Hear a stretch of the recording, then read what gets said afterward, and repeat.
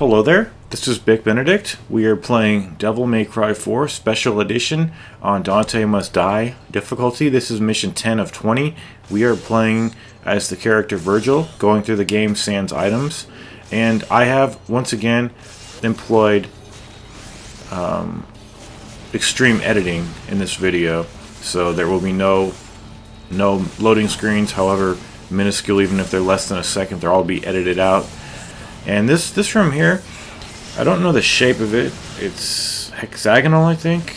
Perhaps. I'm not too good with shapes, as I have observed in the past. But you'll have one Faust, two Mephistos, and use the blistering swords to take them out of their cloaks. But the threat when you do that is simply that the input itself, right bumper plus X hold forward, like that's going to necessarily lock on to the enemies and put them on the screen. So camera manipulation is really important here. So if you have to sacrifice the camera positioning here, these enemies on the screen, just use the blistering swords because it's very helpful. And I also discovered that the just release with the Yamato charge works very well there as well. And I think that was one of the reasons why the Faust fell before the Mephistos, which rarely happens. So this room here is where we started out. So when you do start out there, do not get the Devil Trigger orbs or the health orb or the health orb near the divinity statue, because you'll want to get those after that fight, because you will be needing them after it, and you're not going to get a checkpoint until after the next fight. So the next fight, just provided you can get there with a reasonable amount of health, you should do okay. You won't need any Devil Trigger, because the fight in the next room is very fair. It's actually really fun to slow down time. And this game, as much as I've been blasting this game and calling it ancient, most modern games don't look as good as this game, nor do they even perform as well as this game either. So when you're hearing me get upset, it's largely because this is a brand new character and I'm not good at playing him quite yet, and I might never be good at playing him because he's not somebody who I would return to playing. So the switch in the center is going to be your ticket to victory over here, because there are a handful of the Angelos here, and if you slow down the time, all of their attacks. See, this is just beautiful. I mean, it has a filter for the coloring here, and it turns like black and white, and it's just gorgeous. It really is. And what else? It's not too bad. It really isn't. It's extremely fair, and you will secure that checkpoint you need. So if I'm not mistaken, I haven't done this chapter all, but I think we have a boss fight with Dante coming up, and I hate that fight. So what I'm looking to do is to see if I could take every boss down with the Lunar Phase 2 and charges and just releases. Because if I can do that, then I can beat this game sans items. However, we will still have the final boss fight, who might not be the pushover that some of these other bosses are. But you all know my stance on bosses. I detest them. Although I do like the bosses in God of War and Ninja Gaiden 2. I guess I have a certain bias towards those two games, huh? Ha ha ha. Anyway, so we're going to hit this switch and leave this room. It's the staircase going down that you need to go into, so go downstairs. Okay, so after you get out of this room, you will get the final it's the final checkpoint before the boss, and it's a room that you should remember it from the main campaign. It's the one with the laser beam. So in order to get through this, you just hit the switch. And I was getting some iframes. I was actually trying to test the iframes of the jump, and I was jumping right through the lasers. You don't get too many though, but it is possible just to jump through those lasers if you want to show off. So jumping down here, you're going to spawn the two Mephistos, and then once you kill both of them, you'll spawn the Faust. You don't have to fight the Faust and the Mephisto, because he'll wait to spawn until you kill these guys. And these are the one enemy in the game that I really like. I love this enemy. I loved learning how to fight it, and I learned, I loved just figuring out it, and it's an enemy that's easy to work with as well. It's not easy, but it's just refreshing in a game that. I also heard they may have sped up how fast the Angelos go. I don't know. I don't remember that. But Dante is not that bad, actually. I died more inside of the room that precedes the boss fight, and which is a mandatory fight with dogs, and I think they're Alto Angelos. So I'm gonna try to restrain my negativity as much as I humanly can over here. But I just want to say that the checkpoint that they give you here, I'm grateful that they give you a checkpoint. Trust me, I realize that they don't have to give you any checkpoints. But still, the ones that they give you, they're not considerate. And I've even left a clip in at the end where they face you in the wrong fucking direction on the last checkpoint. I mean, if you're going to go to the trouble of programming a checkpoint, why are you going to face the character in the opposite direction? It's a simple problem, and I don't understand how a problem like that can even exist in the first place. So coming in here now, if you spawn these guys, run up the stairs a little bit. You don't even have to go that far up the stairs. Just if you spawn them and then exit out of the room and then re-enter the room, you'll be able to unspawn these guys. I did it in my last guide as well.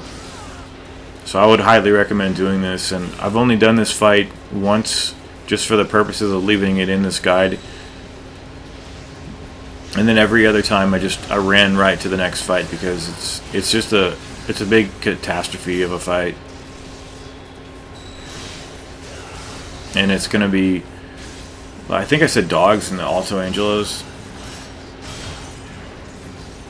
So what I'm going to do is I'm going to be jumping around the room and doing the perfect frame cut charge in the air. And it's something you can do on every fight, particularly ones that you're struggling on. So okay, so yeah, I would definitely say skip this fight. These guys are not fun to fight, not at all. And I think that's the main problem of this game. I think it suffers whenever you're not playing as Nero because it's a game designed to grab things. I think that's one of the funnest aspects of the game, and Dante should not be in the game in the first place. I don't mind that this character's in it, so many years after the game's made, but he never should have been in the game in the first place. He should have been strictly relegated to the cutscenes. So here's the fight. This is probably the hardest fight in the chapter, and it's just a big nuisance of a fight. So what I'm going to do is completely bitch out and just jump around and do the perfect charge in the air. So if you haven't been really following the guide too much, all you do is you jump, you hold the Y button right until he's about to flash his sword, and then you release, and it's called a just release, I think. Actually, you know what, guys? It has no entry in the library, so I'm not even going to say that it's called something, because it should be listed in the library. It should be given a description. There shouldn't be there shouldn't be any. I don't know. I hate that. I really hate that. Anything that's not in the game, I don't even care about it. Then I'm so sick of this game. I can't restrain myself from saying that because I'm so sick of it. It's essentially just playing the whole game as Dante. Dante is not fun to fight unless you really like this game a lot and like his fighting style. But let's face it, this game wasn't designed for him, and then when you use him, it's just not fun, for me anyway. Others might find it fun, I don't find it fun.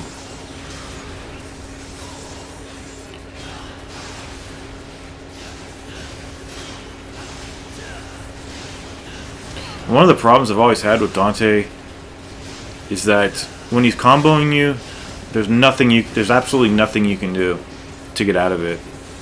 You're stuck in just a bunch of hits.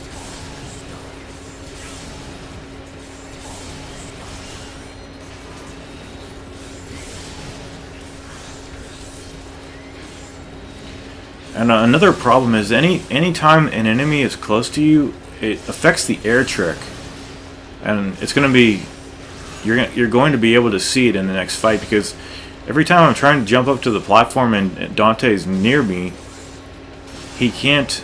The character cannot do the air trick because it thinks you're trying to lock onto the character. I mean, to the it thinks you're trying to lock onto enemies. So I'm going to put this in. Look what they do here. This is the checkpoint. They face you in the opposite direction. Like, why not just face the character in the direction he's supposed to go? I don't understand why that's an issue in the first place, but it is. For others, they just accept it, but I don't accept shit like that.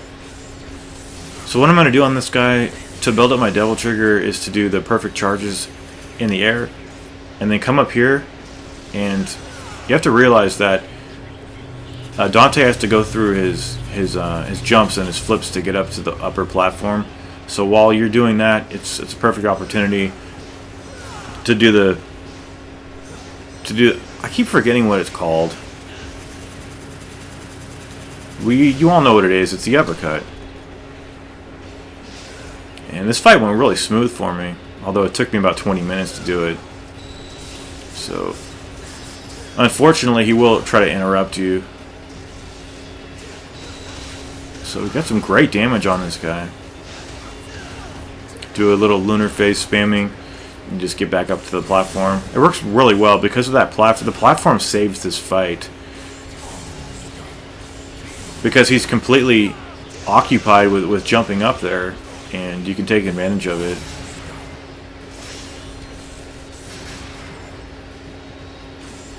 But anyway, see, the main issue is this character that does not have a double jump. You can get up there with just a single jump, as I demonstrated right there. But I'm so used to doing the air trick in the air that if he's anywhere near me, the air trick being right bumper plus B, it just locks on to him, and you can't jump up in a vertical manner. That's all you basically have to do. Just keep running around the room, doing the just releases in the air with the charge.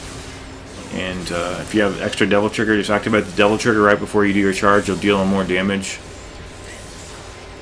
And just significant damage off of him. And I think we all know how cheap this guy is.